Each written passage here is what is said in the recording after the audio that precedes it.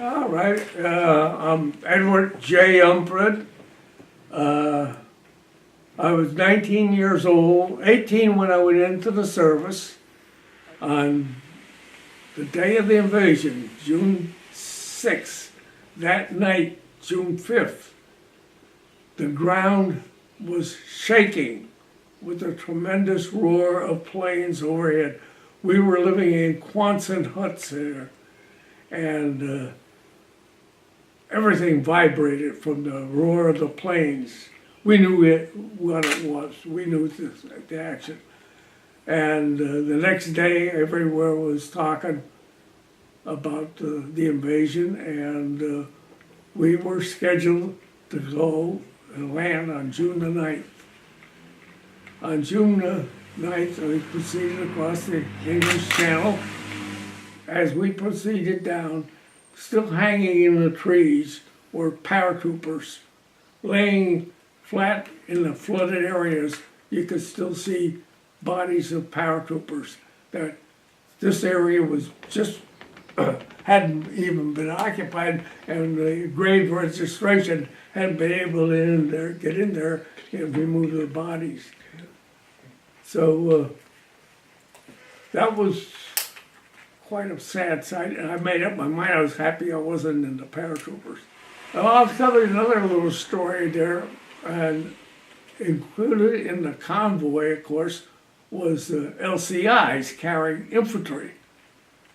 And as we were proceeding to the landing destination, an LCI passed in front of us, and they hit a mine. And it was a devastating sight as that LCI went up in the air, split in two, and the men were thrown out of it and into the water. Nobody stops. Nobody stops to pick them up. Behind us, firing, were cruisers and the battleship Texas. And at the time, just before we landed, they let loose with a salvo, the Texas. It sounded like boxcars running down the side of a mountain. And they were firing inland at the targets that were pointed out for them. Did you immediately know how that was going to be the turning point of the war? The D-Day invasion. And when did you know it was a success? Let me back up a little bit. As we were proceeding from our posts in various parts of England, going to the assembly areas, everybody knew the invasion was coming.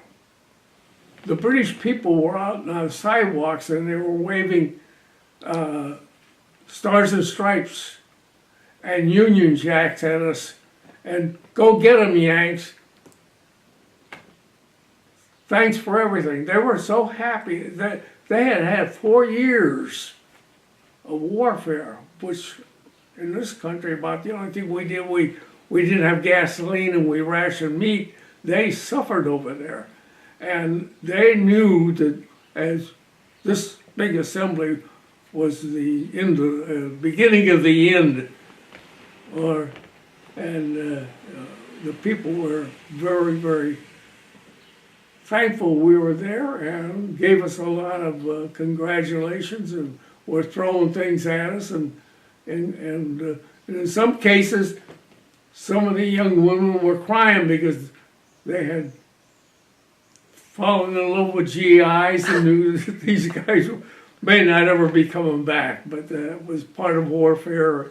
And let's jump back a little bit. What were they telling you that this would? Did you know how big this invasion was going to be? You said you heard the rumbling of the planes. Like you said, it was pretty secretive. Did you know how big this was going to be? Never had any idea of the date. Never. And then we were taken to an assembly area where we were kept in confinement. Close word, more like a prison. We were not allowed to talk with anyone. We couldn't get out of the place. We were told we were being prepared for the invasion. Never, the only inkling was the night of the planes going over. You knew that was because we were used for 5 months of listening to planes take off from all over England, bombing Europe. But that particular night, I'll never forget it. The sound of all those planes roaring eastward towards Europe. You knew that there was something going bigger than normal. And then the next day came, of course, the reports came out that the landings were taking place. And you were falling right behind. You were D-Day +2, or was that, or 3? June 9th, D+3, we landed, and so that was our beginning of my wartime experience. There's where we started on Norman and the beachhead, and all the way across over here. That's Czechoslovakia and Austria right there. That's General Patton's message prior to landing everybody knows about. The Third Army was supposed to be the army, Patton's army up there in Calais, across from Calais in the Dover area. And they had all kinds of fake tanks, trucks. You could blow them up. So if the Germans sent planes overhead to look down, it would look like a big assembly of trucks and tanks and planes. And Patton is up in that area, traveling around very openly, you know, so the German spies, if they're out there, would see him.